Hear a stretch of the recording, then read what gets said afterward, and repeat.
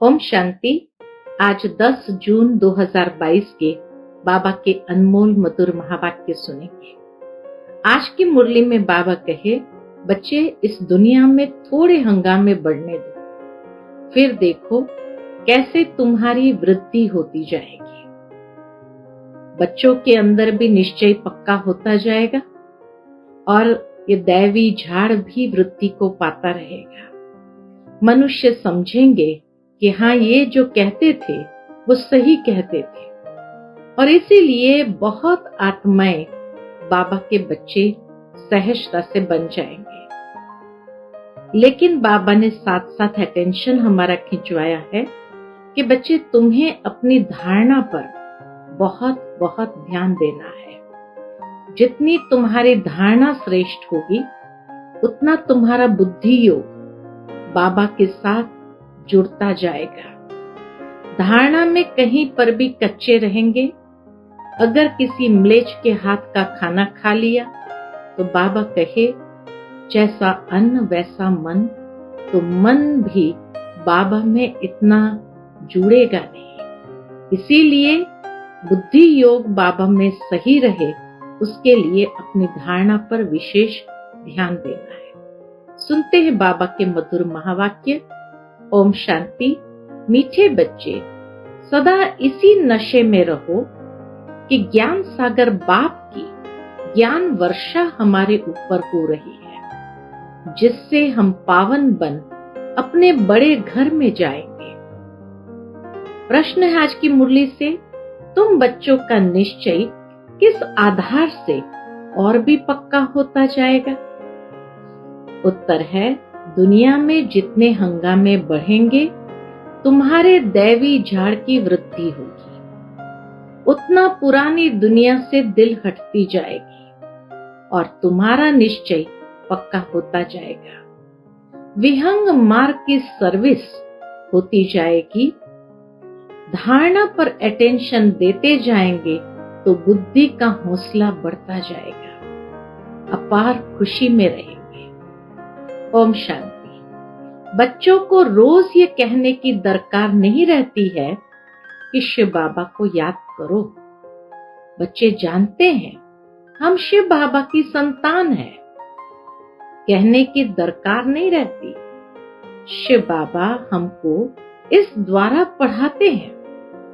यह है ज्ञान सागर के ज्ञान की वर्षा। बच्चों की बुद्धि में है कि ज्ञान सागर की अब हमारे ऊपर ज्ञान वर्षा हो रही है।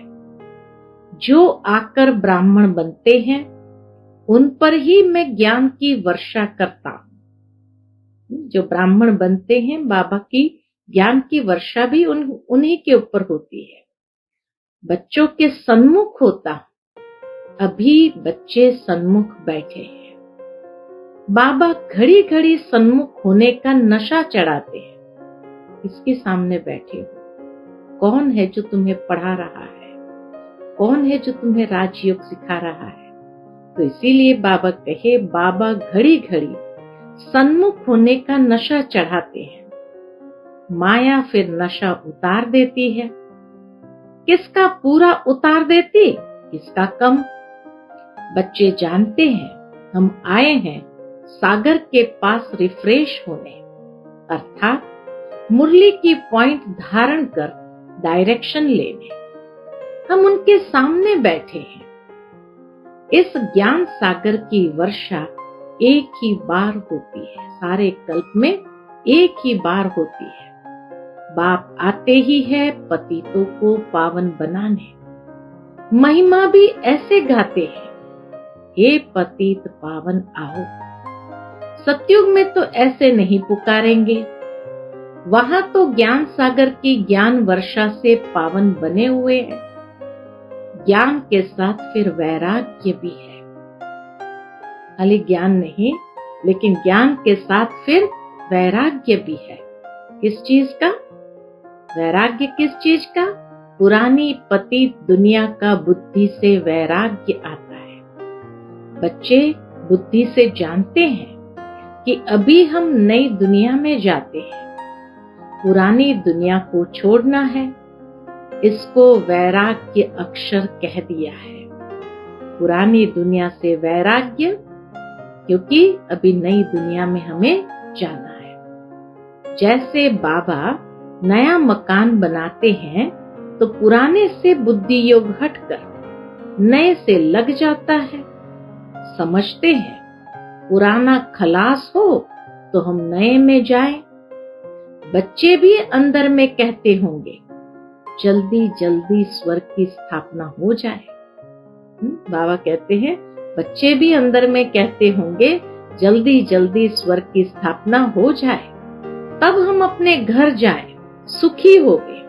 पहले पहले हम साजन के साथ घर जाएंगे। यह पियर घर है, यह छोटा, वह बड़े बाबा का घर बड़ा घर है। तुम जानते हो वह तो सभी आत्माओं का घर है। यह तुम बच्चों की बुद्धि में है और किसकी बुद्धि में नहीं है। आगे तो अंधियारा था, अब सोच रहा है। यह भी समझते हो कि ज्ञान तो सब नहीं लेंगे, घर तो सब जाएंगे जरूर। घर सबको जाना है, लेकिन ज्ञान सभी नहीं लेंगे। तुम बच्चों की बुद्धि में है कि अब हम अपने घर जा रहे हैं, श्रीमत पर लायक बन रहे हैं, स्वर्ग के लायक बनना है। कैसे बनेंगे स्वर्ग के लायक? तो बाबा कहे एक तो मुझे याद करो तो विकर्म विनाश हो जाए, दूसरा चक्र को फिराओ। सृष्टि का चक्र कैसे फिरता है, इनकी आयु कितनी है, कौन कब आते हैं, ये सारा बाप बैठ समझाते हैं। यह जो कहते हैं मनुष्य 84 लाख जन्म लेते हैं, तो क्या सभी लेते हैं? अभी तुम जानते हो 84 जन्म होते हैं, उनका भी हिसाब है। सब तो 84 जन्म भी नहीं लेंगे, शुरू से लेकर पुनर्जन्म में आते रहते हैं। पिछाड़ी में किसके 1-2 जन्म भी होते हैं, सबके तो 84 जन्म नहीं होंगे। जो सत्युग आदि से आएंगे उनके ही होंगे। बाकी पिछाड़ी तक आत्माएं आती है और लास्ट में तो कोई 1-2 जन्म वाले भी होते हैं।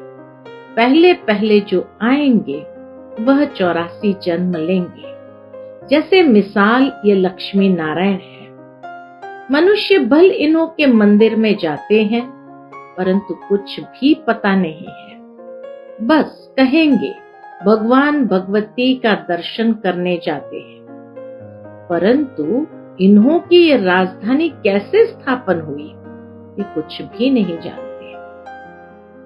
जिसकी पूजा करते हैं उनके ऑक्यूपेशन को ही नहीं जानते, तो वो पूजा क्या काम की।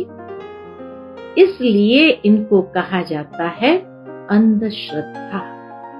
जिसकी पूजा करते उनके बारे में कुछ नहीं जानते तो कहते हैं ये अंधश्रद्धा है। जप तप तीर्थ आदि करते हैं, समझते हैं इनसे भगवान को पाने का रास्ता मिलता है, परंतु इनसे कोई को भगवान मिल नहीं सकता। गीता में भी कहा हुआ है यज्ञ तप दान तीर्थ से मैं नहीं मिलता। समझो यहाँ भी कोई कोई आते हैं, जगदम्बा के मंदिरों में आते हैं दर्शन करने। बाबा समझेंगे इनकी बुद्धि में कुछ बैठा नहीं है। कई बच्चे मधुबन आते हैं, फिर सोचते हैं अम्बा के मंदिर में भी जरूर जाना है, जगदम्बा का दर्शन करने के लिए। तो बाबा समझेंगे इनकी बुद्धि में कुछ बैठा नहीं है। तुम्हारी तो सब मनोकामनाएं पूरी हो रही है ना। जगदम्बा का पाठ एक्यूरेट चल रहा है, बरोबर। जगदम्बा का पाठ ऊंचा है, पहले लक्ष्मी पीछे नारायण। तुम्हारा यह अंतिम जन्म है, हिसाब किताब यहाँ से चुकतू होता है। कर्म का भोग भोग कर छूटना है और बाप की याद में रहना है। वास्तव में बच्चों को याद करना एक बाप को ही है। देहधारी को याद किया तो वह टाइम वेस्ट हो जाएगा। ऐसा तो हो नहीं सकता कि कोई निरंतर याद करे। ऐसी कोई चीज नहीं जिसे निरंतर याद किया जाए। स्त्री पति को भी निरंतर याद कर न सके। जरूर खाना बनाएंगी, बच्चों की संभाल करेगी तो पति थोड़ी याद आएगा। यहाँ तो तुमको निरंतर याद करने का अभ्यास करना है, ताकि पिछाड़ी में ऐसी अवस्था हो कि एक की ही याद रहे। बड़ा भारी इम्तिहान है। 8 रत्नों की भी बड़ी महिमा है। किसको ग्रहाचारी बैठती है तो 8 रत्नों की अंगूठी पहनते हैं। पिछाड़ी के समय एक बाप की ही याद रहे, वह भी बुद्धि की लाइन एकदम क्लियर हो और किसकी भी याद न आए, तब माला का दाना बन सकेंगे। 9 रत्न की महिमा बहुत भारी है। तो अब निरंतर याद करने का अभ्यास करना है। अभी तो 2-3 घंटा कोई मुश्किल याद करते हैं।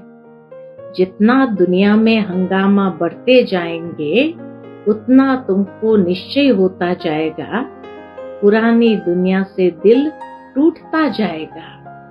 मरेंगे तो बहुत। बुद्धि भी कहती है माया बहुत पुराना दुश्मन है। ऐसी कोई जगह नहीं जहां दुश्मन न हो। तुम बच्चे अभी म्लेच्छ से स्वच्छ बन रहे हो। तुमको ज्ञान है, म्लेच्छ के हाथ का हम खा नहीं सकते। गाया हुआ भी है, जैसा अन्न वैसा मन। जो खराब चीज खरीद करता है, जो बनाता है, जो खाता है, उन सब के ऊपर पाप पड़ जाता है। कर्म की गुह्य गति बाबा समझाते कि जो खराब चीज खरीद करता है, जो बनाता है, जो खाता है, उन सब के ऊपर पाप पड़ जाता है। बाप तो सब बातें अच्छी रीति समझाते हैं। तुम बच्चे यहाँ से रिफ्रेश होकर जाते हो। सारा दिन बुद्धि में सृष्टि चक्र फिरता रहे और अपना घर याद रहे। यहाँ से तुम अपने लौकिक घर में जाते हो तो अवस्था में फर्क पड़ जाता है, क्योंकि संग ऐसा हो जाता है।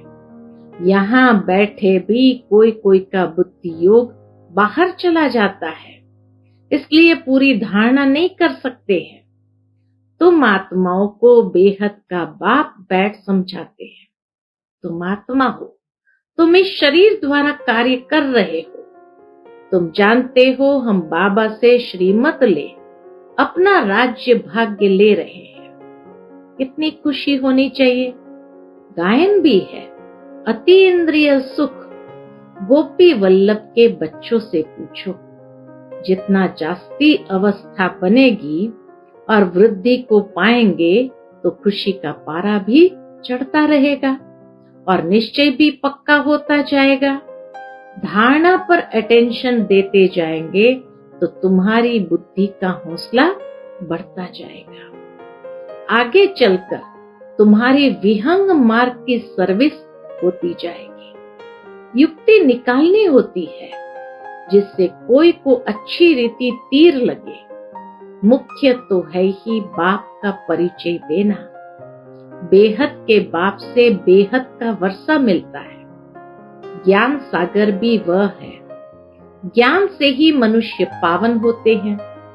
पतित पावन वही बाप है। तुम एक ही पॉइंट उठाओ।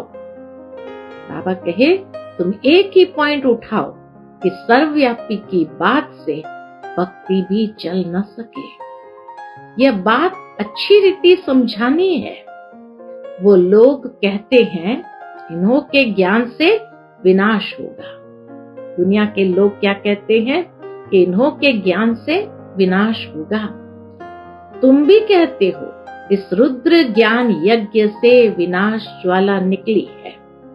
वह भी सच कहते हैं। कोई बात नहीं मानेंगे तो विनाश ही होगा, और क्या। यह तो कल्प पहले भी विनाश हुआ था। भगवान उवाच रुद्र ज्ञान यज्ञ में ये सब स्वाहा होंगे। वह लोग समझते हैं इन्हों का ज्ञान ऐसा है, इसलिए सामना करते हैं। समझते हैं कि बहुत भक्ति करने से भगवान मिलता है। हम भी कहते हैं जिन्होंने भक्ति बहुत की है उनको ही भगवान मिला है। परंतु इन बातों को समझने में मनुष्य को बहुत मेहनत लगती है। कल्प पहले भी तुम बच्चों ने बाप की मदद से नरक को स्वर्ग बनाया था, तो जरूर नरक का विनाश भी हुआ होगा। जब नरक का विनाश हो तब स्वर्ग की स्थापना हो, यह भी तुम समझा सकते हो। भारत बरोबर पावन था, यह तो कोई भी धर्म वाला कहेगा। बरोबर स्वर्ग था, प्राचीन माना सबसे पुराना, सो तो स्वर्ग ही होगा ना। जो पुराना हो गया है वह फिर नया होना है। यह तुम बच्चों की बुद्धि में है। बरोबर इन देवी देवताओं का राज्य था, अब नहीं है। फिर से आदि सनातन देवी देवता धर्म की स्थापना करा रहे हैं। किसकी मदद से? जो सर्व का निराकार बापूजी है, उनकी मदद से क्या कर रहे हम? एक आदि सनातन देवी देवता धर्म की स्थापना कर रहे हैं। सर्व आत्माओं का बाप, इन बातों को तुम जानते हो। तुम कितने साधारण हो। बाप कहते हैं मैं भी गरीब निवाज हूँ। तुम गरीब हो ना, तुम्हारे पास क्या है? तुमने सब कुछ भारत के ऊपर स्वाहा किया है। तुम्हारी कितनी बड़ी रावण से लड़ाई है, शक्ति सेना है ना। वंदे मातरम गाया जाता है। अपवित्र पवित्र की वंदना करते हैं। कौन सी माता? वह धरती माता समझ लेते हैं। परंतु यह तो धरती पर रहने वालों की बात है। बाबा कहे यह तो धरती पर रहने वालों की बात है। जगत अम्बा है तो बच्चे भी है। यह दिलवाला मंदिर यादगार बना हुआ है। कुमारियां, अधर कुमारियां भी है, इनको माता भी कह देते हैं। तुम कहते हो बाबा हम तो बीके हैं, हमको माता न कह बेटी कहो, हम कुमारी हैं। कितनी गुह्य समझ की बात है, परंतु उठा नहीं सकते हैं। पुराना जन्म जन्मांतर का भान बैठा हुआ है, वह टूटता ही नहीं है। तुम्हारी बुद्धि में है कि बाबा हमारे सामने बैठे हैं, आत्माओं से बात कर रहे हैं। बाप की इस शरीर में प्रवेशता है। बाबा आकर अलौकिक दिव्य कर्तव्य करते हैं। पतितों को पावन बनाने के लिए पढ़ाते हैं। पूरी याद रहनी चाहिए। हमको पतित पावन शिव बाबा पढ़ाते हैं। बाबा कहे हमको पतित पावन शिव बाबा पढ़ाते हैं। पतित पावन सबसे ऊंचा हुआ। फिर बाप टीचर भी है। पहले पहले अक्षर ही आना चाहिए, पतित पावन। उनको याद करते हैं, ओ गॉड फादर आओ, आकर फिर से हमें राजयोग सिखलाओ। बाप भी कहते हैं फिर से तुम बच्चों को सहज ज्ञान योग सिखला रहा हूं। इसमें पुस्तक आदि की कोई बात नहीं, यह तो उन्होंने नाम रख दिए हैं। अब तो बाप तुमको लायक बनने की शिक्षा दे रहे हैं। नित्य नई पॉइंट्स मिलती है, नित्य नई पॉइंट मिलती है। और गीताएं ग्रंथ आदि जो बनाते हैं उनमें कोई एडिशन व कट पुट नहीं करते हैं, वही सुनाते हैं। बाबा कहे और गीताएं ग्रंथ आदि जो बनाते हैं उनमें कोई एडिशन व कट पुट नहीं करते हैं, वही सुनाते हैं। यहाँ एडिशन किया जाता है, कट पुट भी किया जाता है। रोज नई नई पॉइंट्स मिलती है। नॉलेज बड़ी वंडरफुल है जो और कोई शास्त्र में नहीं है। काम महाशत्रु है। भगवान वाच, देह सहित सबको भूल जाओ, एक को याद करो, मैं तुम सब आत्माओं को वापस ले जाऊंगा। मैं अकाल मूरत, कालों का काल हूं। मैं सब बच्चों को लेने आया हूं, तो तुमको खुशी होनी चाहिए ना। तुम जानते हो अभी हम घर जाते हैं। जल्दी होशियार हो जाए, बाबा से वर्षा तो ले लेवे, तब तक लड़ाई ना लगे। बाबा से वर्षा तो ले लेवे, तब तक लड़ाई ना लगे। बाबा कहेंगे मैं थोड़ी कुछ कर सकता हूं, पहले रिहर्सल होगी। अभी तो राजाएं आदि भी नहीं आए हैं। राजस्थान पर भी समझा सकते हो। बोलो, तुमको पता है कि राजस्थान नाम क्यों पड़ा है? भारत में लक्ष्मी नारायण का राज्य था ना, फिर से वह राजस्थान होना चाहिए। सो अब फिर से स्थापन हो रहा है, हम जानते हैं। परंतु बुद्धि में जब बैठे तब खुशी का पारा चढ़े। भक्ति मार्ग में इन देवताओं के मंदिर बनाते हैं।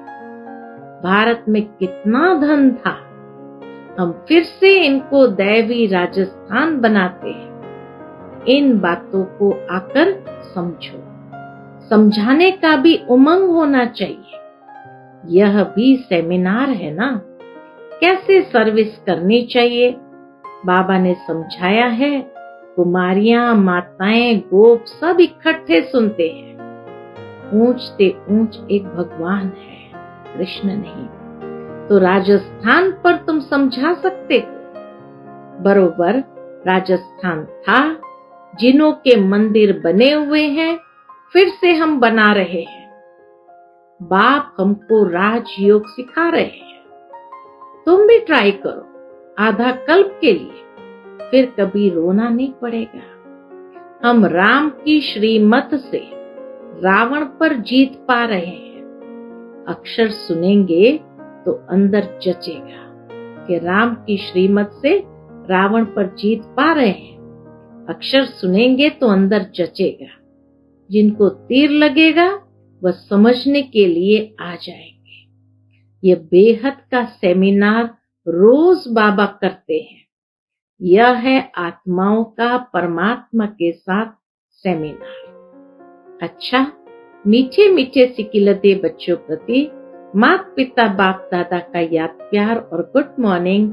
रूहानी बाप की रूहानी बच्चों को नमस्ते।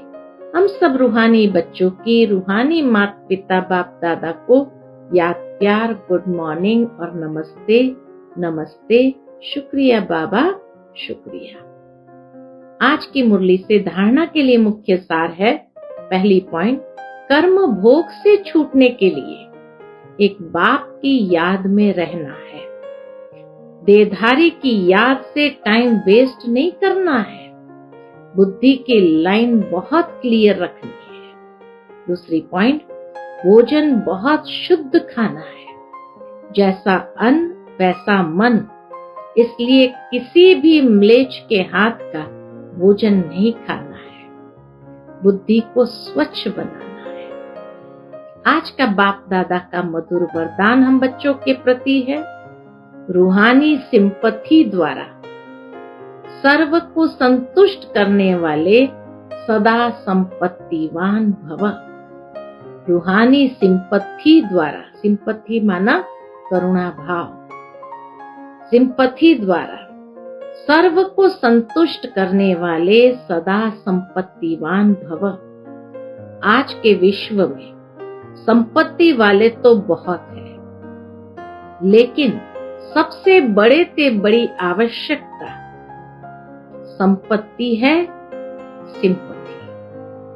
बाबा कहे, आज के विश्व में संपत्ति वाले तो बहुत है, लेकिन सबसे बड़े ते बड़ी आवश्यक संपत्ति है सिंपथी। चाहे गरीब हो चाहे धनवान हो, लेकिन आज सिंपथी नहीं है। किसी के मन में दया भाव नहीं है। आपके पास सिंपथी की संपत्ति है। इसलिए किसी को और भले कुछ भी नहीं दो, लेकिन सिंपैथी से सबको संतुष्ट कर सकते हो। आपकी सिंपैथी ईश्वरीय परिवार के नाते से है। इस रूहानी सिंपैथी से तन, मन और धन की पूर्ति कर सकते हैं। आज का स्लोगन है, हर कार्य में साहस को साथी बना लो तो सफलता अवश्य मिलेगी। हर कार्य में साहस को साथी बना लो तो सफलता अवश्य मिलेगी। अच्छा, ओम शांति।